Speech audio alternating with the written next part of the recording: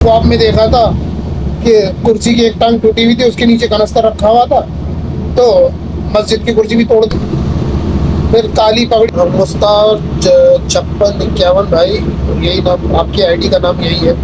आप जो बात बोल रहे हैं ना कि साहबी को हुजूर ने हुक्म दिया था वो अपने माँ बाप की गर्दन उड़ाने भी चले गए, भाई वो हुजूर थे, हुजूर थे। अगर यही हुक्म कोई उम्मती देता है कि जाओ अपने माँ बाप की गर्दन उड़ा दो, तो भाई वो जायज़ थोड़ी है। हुजूर में और उम्मतियों में फ़र्क है।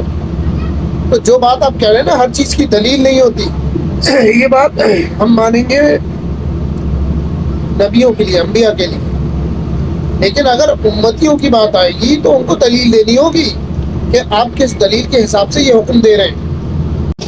और जो आप इमाम राजी की बात कर रहे हैं, इमाम राजी की जो 100 दलीलों वाली बात है, ये सारे किस्से मैं बहुत सुन चुका हूँ इस सबके बयान।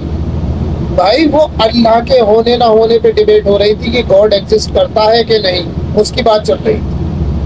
सीधी सी बात है, अगर हमारे पास कोई दलील भी नहीं है, हालांकि दलीलें माशाल्लाह बहुत है, मुफ्ती यासिर नदीम अलवारी साहब की वो देख लिया, स्ट्रीम्स देख लिए, फैसल अहमद राजा साहब की देख लिए, मैं कह रहा हूँ तब भी हम मानते तो है नहीं, ऐसा हो ही नहीं सकता कि सब कुछ ऐसी बन गया, कोई है ही नहीं बनाने वाला।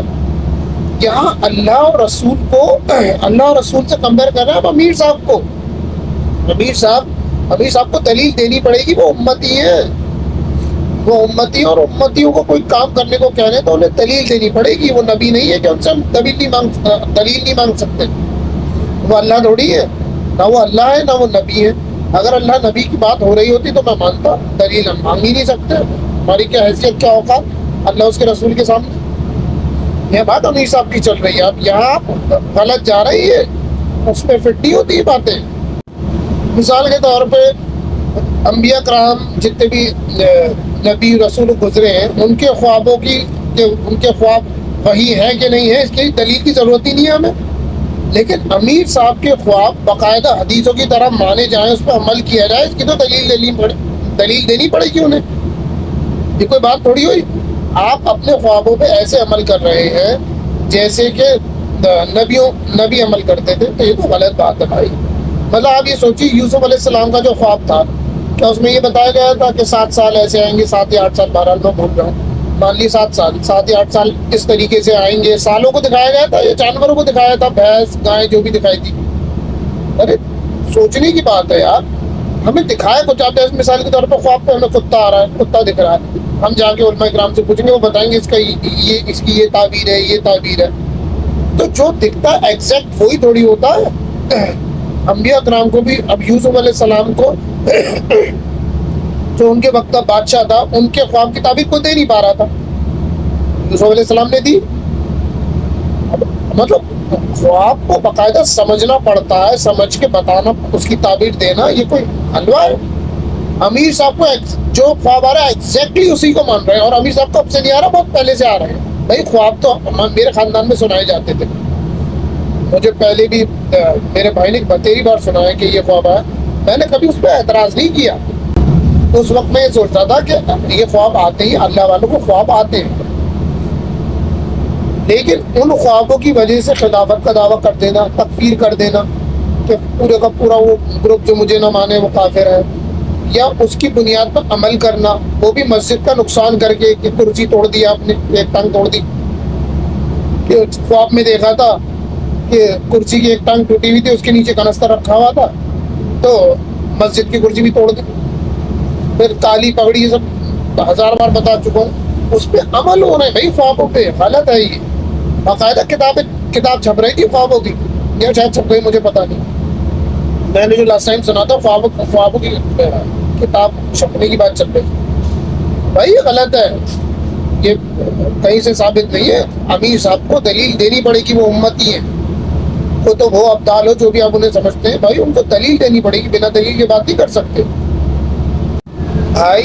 आप बिना दलील के मान, आप जो कह रहे हैं ना कमेंट में कि बिना दलील के माना, आप बिना दलील के मान क्यों रहे हैं?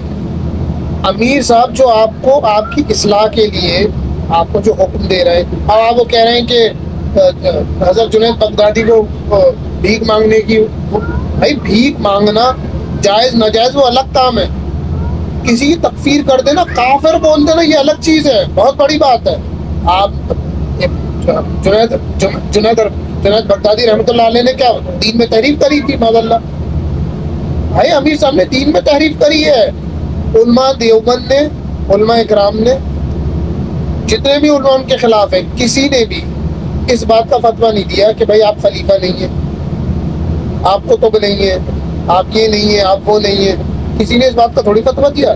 سب نے بولا ہے کہ بھائی اگر کوئی آپ کو خلیفہ نہ مانے، حضور کو آپ کا شیخ نہ مانے، وہ کافر ہو گئے، یا غلط بات ہے، نہیں ہوا. ابھی دیکھیے انہوں نے فتویٰ کتنا دھیان سے دیا ہے، انہوں نے باقی باتوں کو تو کچھ بولا ہی نہیں. آپ دعوے کر رہے ہیں، آپ کرتے رہیے، اس سے آپ کافر تھوڑی ہو جائیں گے. مجھے خود علماء اکرام نے، میں نے پوچھا کہ کیا مجھے دوبارہ کلمہ پڑھنا ہوگا، نکاح کرنا ہوگا، یہ سب میں نے پوچھا تھا علماء اکرام سے. انہوں نے کہا نہیں وہ کافر نہیں ہے، ویسے ان کا یہ عقیدہ گمراہ کن ہے. علماء اکرام نے بولا تھا، کوئی دشمن تھوڑی ہے ان کے. انہوں نے سیدھی سی بات بولا کہ جو ان کو خلیفہ نہیں مانتا مسلمانوں کا تو وہ کافر نہیں ہوتا. اس بات پہ انہوں نے فتویٰ دیا تھا.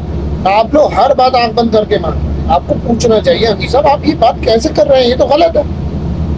اور اگر آپ خلیفہ ہیں تو باقی ساری جتنے بھی اس ٹائم اس پلینٹ پہ بزرگان دین موجود ہیں، ان کو خواب کیوں نہیں آیا؟ علماء اکرام کو خواب کیوں نہیں آیا؟ بڑے بڑے لوگوں کو خواب آنا چاہیے. اللہ حکم کرتا کہ جاؤ عبدالرشید کے ہاتھ میں بیعت کرو، وہ خلیفہ ہے. تو بات تو یار مطلب انہی کو خواب آ رہے ہیں، انہی کے داماد صاحب کو خواب آ رہے ہیں، انہی کے داماد صاحب پہ جنات بھی آ رہے ہیں، سب کچھ ان کے دامادوں کو ہی ہو رہا ہے. یہ بھی تو ہو سکتا ہے ذہنی کچھ مسئلہ ہو گیا. بھائی میں امیر صاحب کو جھوٹا نہیں کہہ رہا، میں امیر صاحب کو وکٹم سمجھتا ہوں کہ امیر صاحب بیچارے خود پھنس گئے، ریحان کے چکر میں وہ پھنس گیا، اور ریحان بھی بیچارہ خود پھنس گیا. میں کسی کو جھوٹا نہیں کہہ رہا، میں کہہ رہا ہوں ذہنی مسئلہ ہوا ہے، کچھ حالات ایسے ہو گئے. سوچنے کی بات ہے. اگر خواب آنے تھے سب کو آتے، مجھے بھی آتے بھائی، کہ تیرا شیخ حق پہ ہے، فلانا ڈھمکانا، بیعت کر، یہ خلیفہ ہے، یہ وہ ایکس وائی زیڈ. اور جو خلیفہ ہوتے ہیں وہ ایسی حرکتیں نہیں کرتے کہ ڈریس کوڈ بنا دیا، یہ کر دیا، وہ کر دیا. آپ لوگ غلط باتیں کر رہے ہیں، اندھے ہو رہے ہیں. ہر چیز کی دلیل نہیں ہوتی. امیر صاحب نے بات بولی اس لیے کیونکہ ان کے پاس دلیل نہیں ہے. جو بات وہ بولنے جا رہے تھے اس کی دلیل نہیں تھی، اس لیے انہوں نے کئی ہفتوں سے ذہن بنا رہے تھے کہ ہر بات کی دلیل نہیں ہوتی. بھائی جو شیطان اللہ سے دلیل مانگ رہا تھا وہ اللہ سے مانگ رہا تھا. اللہ اس کے رسول سے دلیل مانگنا بے وقوفی ہے. ان کے حضور صلی اللہ علیہ وسلم کے امتیوں سے دلیل مانگنا وہ بے وقوفی، سمجھداری ہے. ہمیں دیکھنا ہوگا کہ ہر کام، ہر حکم اللہ اس کے رسول کے حساب سے ہے کہ نہیں ہے. کل کو امیر صاحب آپ حضرات سے کہتے کہ جائیے شیطان کے بت کے سامنے سجدہ کر دیے، آپ لوگ کر دیں گے کہ امیر صاحب کا حکم ہے، اس میں کوئی خیر ہوگی، فلانا ہوگی، عشق ہے، یہ کیفیت ہے، یہ بے وقوفانہ بات ہے، میں تو نہیں کروں گا. اور کیا پتا آپ سب نے شیطان کے بت کے سامنے سجدہ کر دیا اور امیر صاحب کے پاس جب آپ واپس آئے تو امیر صاحب آپ سب کو ڈانٹے کہ جو میں بولوں گا مانو گے. مطلب میں نے کہا شیطان کے بت کے سامنے سجدہ کرو تو تم نے کر دیا، مجھے شاباشی دیں گے، شاباش مصطفیٰ، میں نے یہی تو سکھایا کہ اللہ کے علاوہ کسی کے سامنے نہیں جھکنا، تو مجھے دیں گے شاباشی، آپ حضرات کو نہیں دیں گے. آپ حضرات امیر صاحب کی محبت میں اتنے اندھے ہو چکے ہیں کہ جائز ناجائز نہیں دیکھ رہے، قرآن حدیث کچھ نہیں دیکھ رہے، مانے جا رہے ہیں. میں کم سے کم قرآن حدیث تو دیکھ رہا ہوں، تو یہ دیکھنے امیر صاحب مجھے دیں گے واہ بھائی شاباش. یہی تو سکھایا تھا میں نے، اللہ کے سامنے، اللہ کے علاوہ کسی کے سامنے نہیں جھکنا، اور تم نہیں جھکے، مجھے شاباشی ملے گی، بھلے ہی امیر صاحب کہیں تب بھی نہیں جھکوں گا. آپ لوگ جا کے جھک جائیں گے، نہیں شیخ کا حکم ہے، پیر کا حکم ہے، اس میں کوئی خیر ہوگی. عقل کی بات ہے. امیر صاحب جو کام کہہ رہے ہیں وہ جائز ہے، وہ کروں گا، کرتا، اور جو وہ کہہ رہے ہیں جو ناجائز ہوں گے وہ نہیں کروں گا. سیدھی سی بات ہے. اس میں آپ لوگ اللہ اور اس کے رسول کی مثالیں کیوں دے رہے ہیں؟ جنید بغدادی اور امام راضی اور وغیرہ وغیرہ بے وقوفانہ باتیں ہیں یار. یہ